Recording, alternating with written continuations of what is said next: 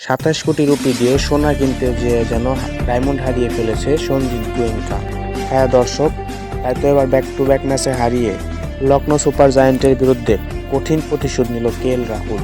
Lucknow super জায়ান্টসকে পরপর দুইবার হারিয়ে দিল্লি ক্যাপিটালসের রাহুল প্রমাণ করল সঞ্জীব গোয়েঙ্কার আচরণে তিনি সত্যিই ক্ষুব্ধ ছিলেন এবং তিনি সেই প্রতিশোধটা মাঠের খেলায় দেখিয়েছেন এবারে আসরে। প্রিয় দর্শক, আমরা দেখেছি গত আসরে রাহুলের সাথে সঞ্জীব গোয়েঙ্কার একটা ঝামেলা বেঁধে যায়। লখনৌ সুপার জায়ান্ট হারার পরে রাহুলকে চেপে ধরেছিলেন লখনৌ সুপার জায়ান্টের মালিক সঞ্জীব গোয়েঙ্কা।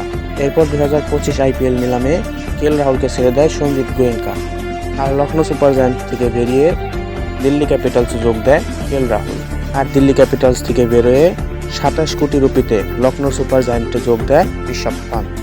তবে ঋষভ পান্তকে নিয়ে রীতিমতো ব্যর্থ লখনৌ সুপার জায়ান্ট, ব্যর্থ হচ্ছে সঞ্জীব গোয়েঙ্কাও, কেননা লখনৌ সুপার জায়ান্টের হয়ে ঋষভ পান্ত নিজেও ব্যর্থ। আজকের ম্যাচেও ব্যাটিং করতে নেমেছেন একেবারে 7 নম্বরে, সেখানেও সুবিধা করতে পারেনি। 2 বল খেলার চেষ্টা করেছিলেন, তবে শেষ বলে বোল্ড হয়ে গেছেন তিনি।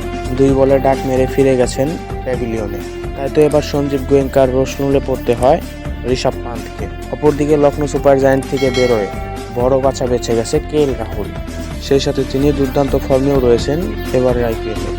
ইনিংসের প্রথমে ব্যাট করতে নেমে নির্ধারিত 20 ওভারে 6 উইকেট 159 রানের লড়ক সংগ্রহ দাঁড় করায় লখনৌ সুপার জায়ান্ট। তবে জবাব দিতে নেমেই 17 ওভার 5 বলের মধ্যেই লক্ষ্য টপকে যায় দিল্লি ক্যাপিটালস। দলের হয়ে সর্বোচ্চ 42 বলে 57 রান করেন রাহুল এবং ছক্কা মেরে দলকে জিতিয়েই মাঠ ছেড়েছেন এই ব্যাটসম্যান।